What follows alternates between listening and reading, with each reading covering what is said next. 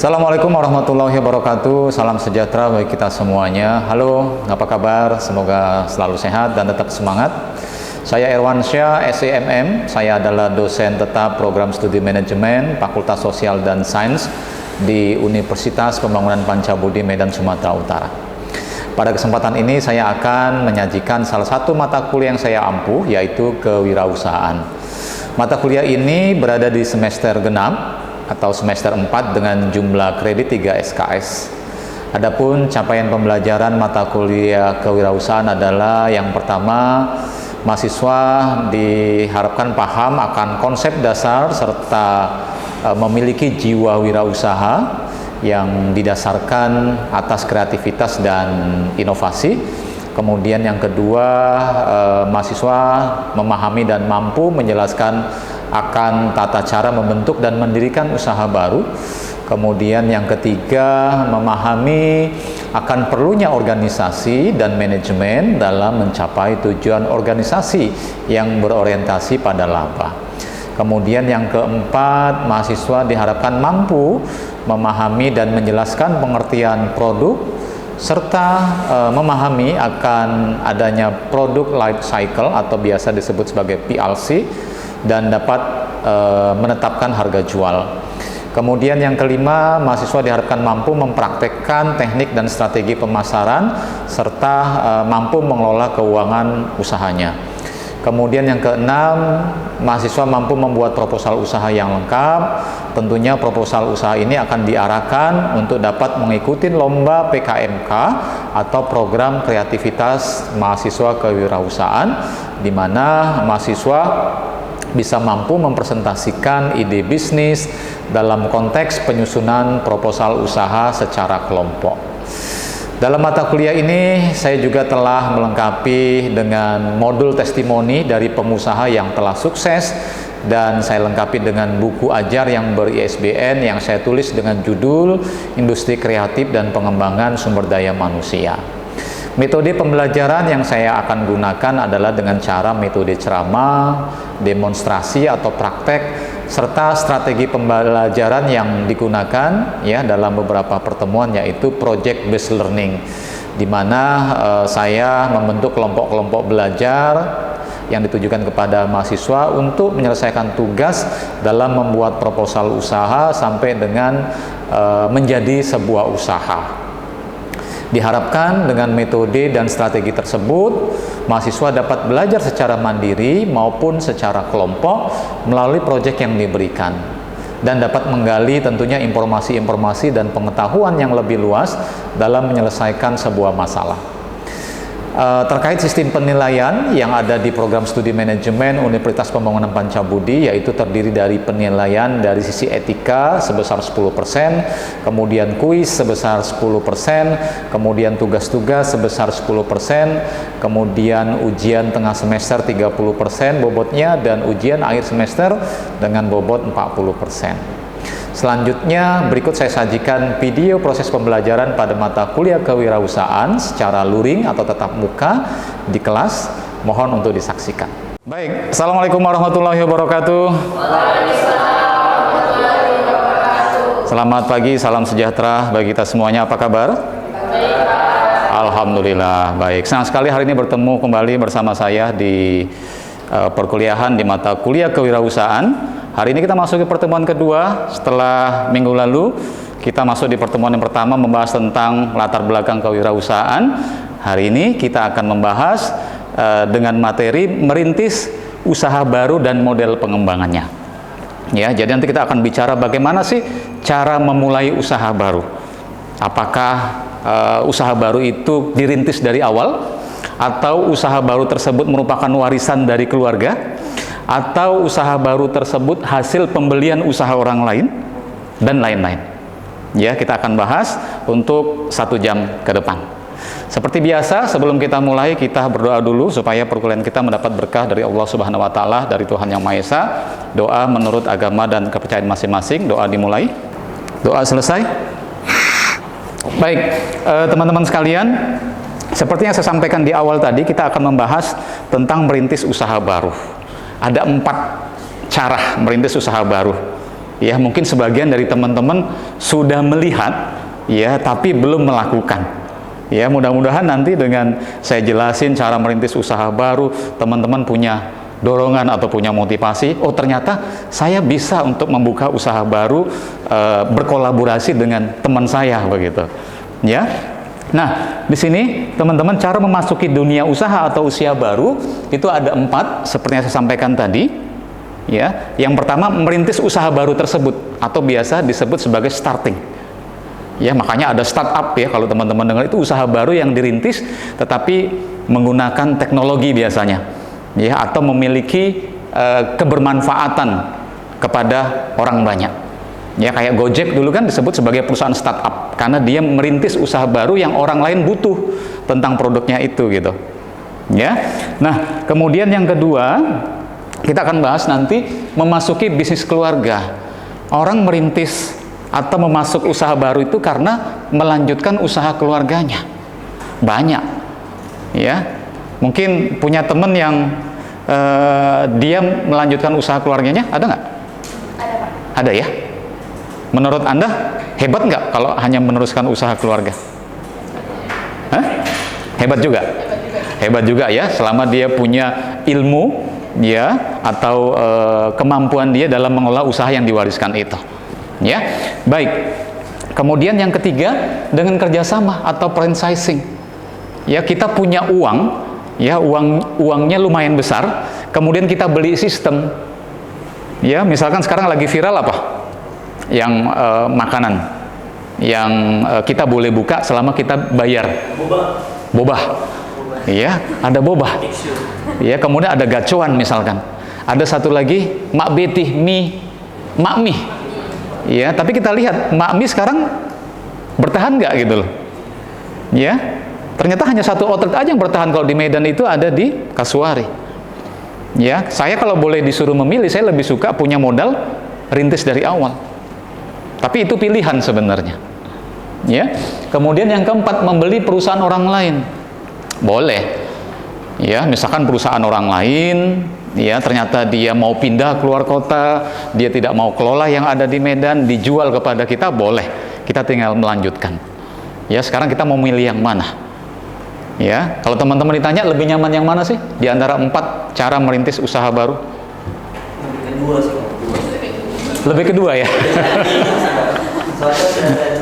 Oh, oke. Tapi pertanyaannya, apakah keluarga kita meninggalkan warisan usaha itu?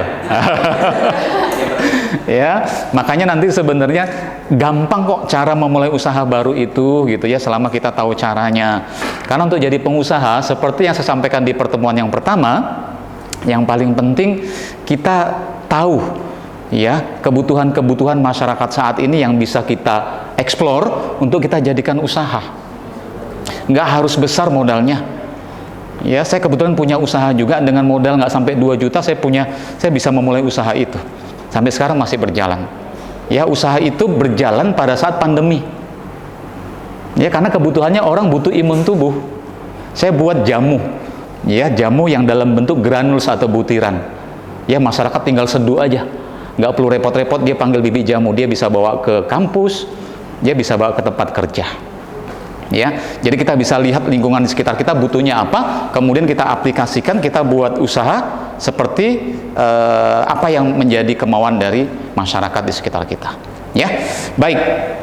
Next, ini sedikit penjelasan ya, tadi di awal juga sudah saya jelaskan membentuk atau mendirikan usaha baru caranya. Ya, teman-teman bekerja sama dengan teman yang lain. Ya, boleh sendiri-sendiri juga kalau modalnya cukup. Ya, di sini membentuk dan mendirikan usaha baru dengan menggunakan modal, ide, organisasi dan manajemen yang dirancang sendiri atau dirancang bersama-sama boleh. Ya, nah di sini ada 3 bentuk usaha baru yang dapat dirintis. Boleh menjalankan sendiri seperti yang saya sampaikan tadi. Ya, kemudian yang kedua persekutuan, berarti kerjasama dengan pihak lain, dengan teman boleh. Ya, kalau bentuk usahanya masih perorangan ya masih usaha dagang lah biasa. Tapi kalau sudah perseroan dalam bentuk PT, boleh kerjasama dengan PT. Ya, tergantung besar kecilnya perusahaan. Kemudian, nah ini, bekerjasama dengan perusahaan yang berbadan hukum atau corporation. Boleh. Ya, tergantung kita mau bekerja sama seperti apa dalam merintis usaha baru itu. Tapi kalau kita masih pemula, yang kecil-kecil aja lah. Ya, bukan berarti nggak boleh yang besar. Tapi kan kita bisa mengukur kemampuan modal kita. Memulai dari yang kecil, kemudian lama-lama jadi besar. Ya, nah ini penjelasan tentang membentuk mendirikan usaha baru atau starting tadi. Kemudian, nah ini saya next aja, ya. Nah di sini ada beberapa kompetensi wirausaha sebelum saya masuk nanti di cara membentuk usaha baru lainnya. Nah ada beberapa kompetensi yang harus dimiliki oleh seorang wirausaha. Ya, apa kompetensinya? Yang pertama harus punya kemampuan teknik. Ya, walaupun kita sebagai pemodal punya uang yang banyak, ya, kita mempekerjakan orang lain, tapi minimal kita punya kemampuan tekniknya. Ya, misalkan siapa namanya? Sorry? Tuai. Ya, Tuai misalkan punya usaha warung kopi nih. Sekarang lagi ngetren kan? Warung kopi. Ya, walaupun kita nggak punya pengalaman background sebagai barista misalkan gitu ya, tapi minimal kita tahu cara buat kopi sangar, bagaimana cara untuk memix antara kopi dengan campuran-campuran lainnya begitu.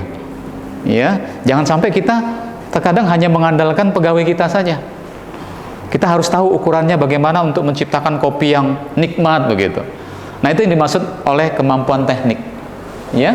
Kemudian yang kedua, kemampuan pemasaran. Ya, seorang wirausaha juga harus dituntut punya kemampuan pemasaran. Bagaimana cara menciptakan produk yang bagus?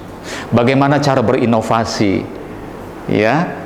Nah, seorang wirausaha dituntut inovasi dia.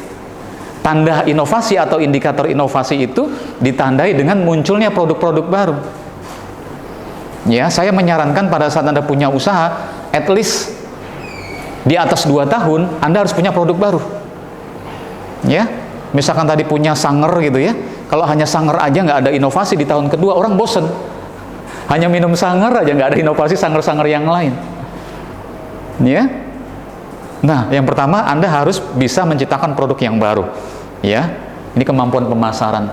Kemudian Anda harus bisa menciptakan harga yang kompetitif, yang sesuai dengan kebutuhan dan kemampuan pasar. Yang ketiga, ya Anda harus memikirkan tempat di mana konsumen itu dengan mudah mendapatkan produk Anda. Ya, yang keempat, Anda harus punya kemampuan untuk melakukan promosi produk-produk Anda. Kalau dalam dunia pemasaran disebut sebagai 4P ya, atau marketing mix. Produk, price, kemudian yang ketiga ada yang tahu? Place, tempat di mana konsumen bisa secara mudah mendapatkan produk kita. P yang keempat adalah promotion. Anda harus tahu kemampuan pemasaran 4P ini karena ini adalah dasarnya. Ya, kemudian yang ketiga kemampuan finansial. Ya, di mana kemampuan tentang bagaimana Anda bisa mendapatkan sumber-sumber dana dan cara menggunakannya. Sumber dana itu bisa dari diri sendiri, modal sendiri, bisa dari lembaga-lembaga keuangan lainnya dengan pinjam. Ya, sekarang kan banyak lembaga-lembaga yang bisa memberikan pinjaman. Ya, ada yang mau pinjam dana tanpa angsuran? Oh, bingung ya. karena lagi ngetren kredit tanpa angsuran kan ya, KTA gitu ya. Kalau ada mau juga, ya. Nah, atau sumber-sumber dana dari yang lainnya. Ya, Anda harus tahu pada saat misalkan Anda pakai dana dari lembaga keuangan perbankan, ya Anda harus bisa mengelolanya dengan baik. Karena nggak ada bank yang memberikan pinjaman secara gratis, dia menggunakan bunga namanya. Ya, jangan sampai keuntungan yang Anda ciptakan dari produk Anda lebih kecil keuntungannya dibandingkan bunganya nanti begitu. Ya, oleh karenanya bijaklah secara pengelolaan dana, ya supaya Anda nggak rugi. Banyak di luar sana orang pinjam dana dari bank, tapi ujung-ujungnya dia nggak bisa mengembalikannya. Ya, biasanya orang-orang dagang ini agak pelit sih. Ya, Anda boleh pelit sebagai pengusaha. Ya, tapi nggak medit ya, pelit itu beda dia. Dia memperhitungkan sebesar apapun pengeluarannya dia catat, dia perhitungkan. Ya, kebetulan saya punya saudara rata-rata berdagang. Saya baru tahu, ya sejak saya mengajar kewirausahaan, kenapa sih dia agak hitung-hitungan sama saudaranya? Ternyata konsep berdagang begitu gitu loh. Setiap sebesar apapun yang kita keluarkan harus tercatat. Ya, kemudian di sini ada kemampuan hubungan. Ya, ada yang mengatakan untuk jadi seorang wirausaha nggak perlu modal yang banyak. Ya, dan saya setuju untuk itu. Jadi apa yang banyak? Kemampuan kita membina hubungan baik, ya, membangun jaringan atau network dengan pihak-pihak lain. Ya, oleh karenanya teman-teman di sini misalkan satu prodi nih, bangun hubungan baik dengan teman-teman. Siapa tahu jadi pengusaha sukses. Ya, kita bisa manfaatkan untuk menjadi jaringan kita untuk memasarkan produk kita.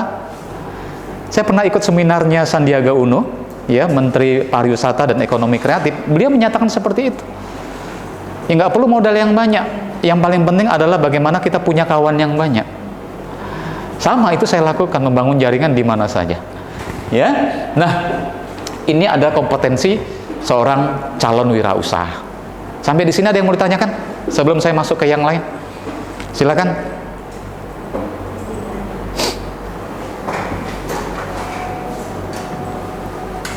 Boleh, silakan.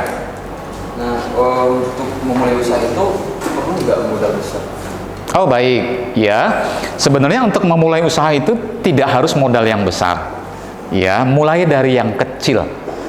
Ya, karena banyak yang membuktikan, bahkan kalau kita bisa telusuri, ada juga bisnis atau wirausaha nggak pakai modal sebenarnya. Modalnya hanya kepercayaan. Contoh misalkan, kita menjual produk orang lain. Ya, misalkan ada grosir besar, saudara kita atau orang yang percaya dengan kita, misalkan di Pajak Ikan sana ada toko kain, ya, tinggal bangun hubungan baik. Abang, kakak, saya ini mau merintis usaha baru, boleh nggak saya bantu jual kainnya, saya ambil keuntungan sekian persen. Ya, itu ada juga modalnya kepercayaan, bisa tanpa modal. Ya, tapi kalau misalkan harus besar nggak? Ya nggak juga, tanpa modal aja bisa, apalagi dengan modal yang kecil. Sesuaikan dengan jenis usaha baru yang kita rintis. Ya, usaha saya itu modalnya saya katakan di bawah 2 juta, hanya beli kuali, beli kompor gas, sama beli bahan bakunya jahe, kunyit, sama temulawak. Ya, 5 kilo jahe berapa sih?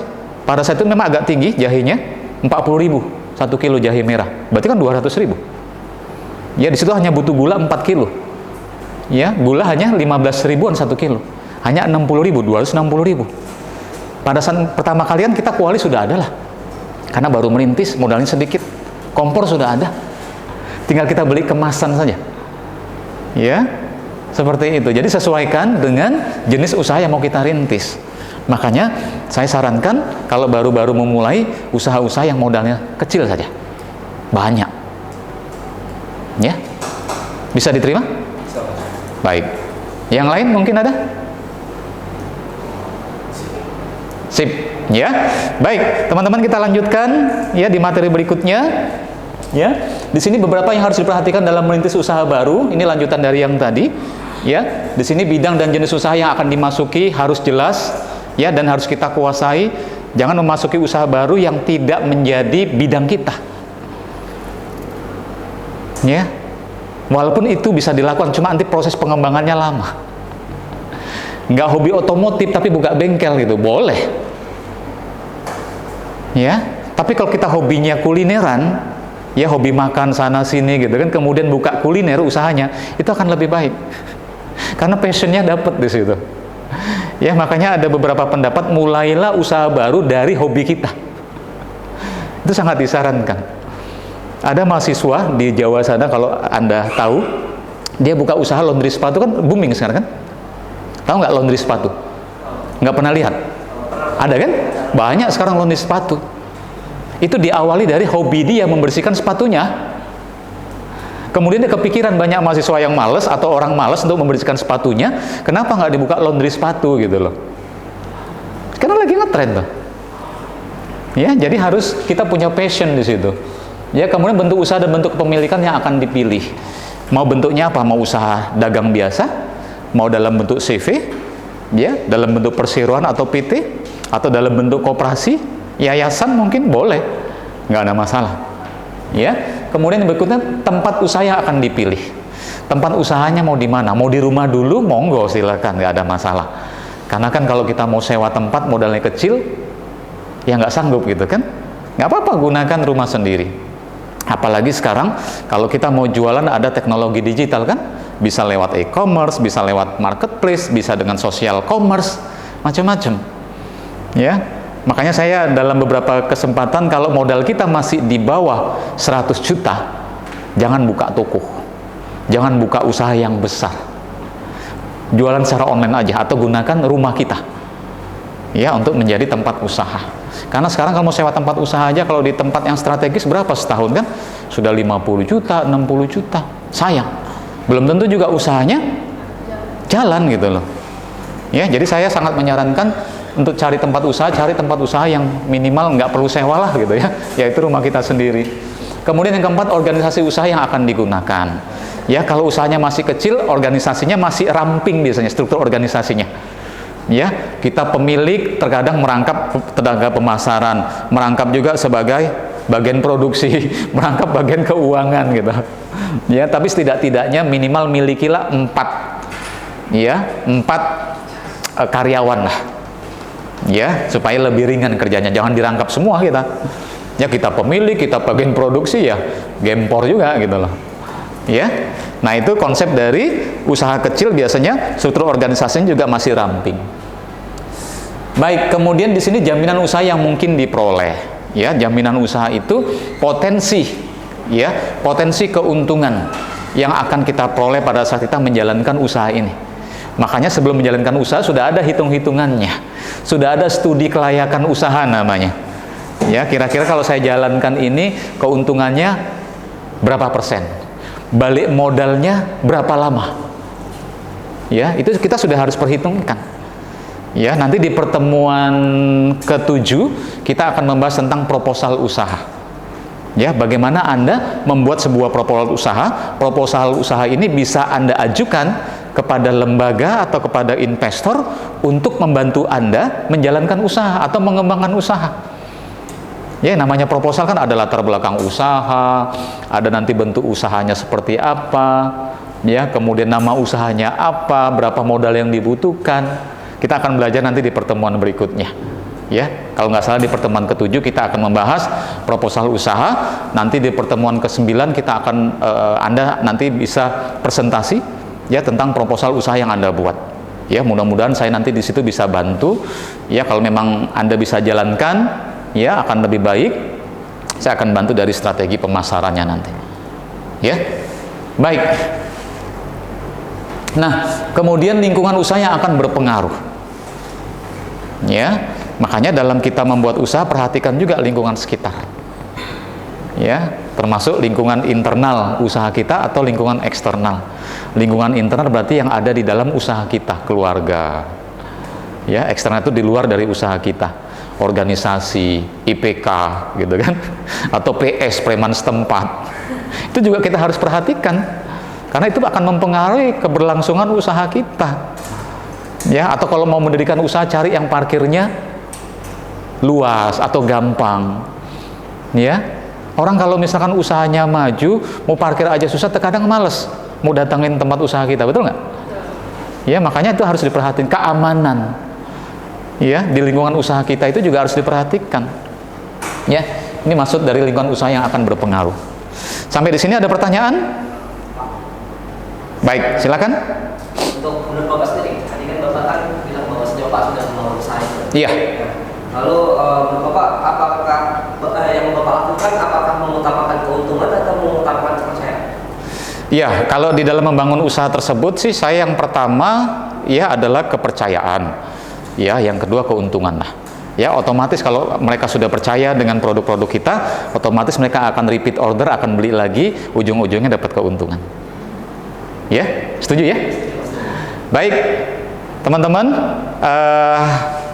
kita nanti akan ketemu lagi di pertemuan berikutnya karena waktu juga yang memisahkan kita. Ya, kita akan membahas di pertemuan ketiga kita akan membahas tentang manajemen keuangan nantinya. Ya. Terima kasih, mudah-mudahan bermanfaat. Ya, sukses buat kita semuanya. Sampai ketemu di minggu depan. Ya, assalamualaikum warahmatullahi wabarakatuh. Selamat pagi. Demikian deskripsi singkat dari saya, semoga dapat memberikan gambaran pada bidang pendidikan dan pengajaran yang saya lakukan, yaitu pada mata kuliah kewirausahaan. Bersama saya Erwansyah, saya pamit undur diri, tetap sehat, semangat, dan terus berkarya. Terima kasih. Assalamualaikum warahmatullahi wabarakatuh.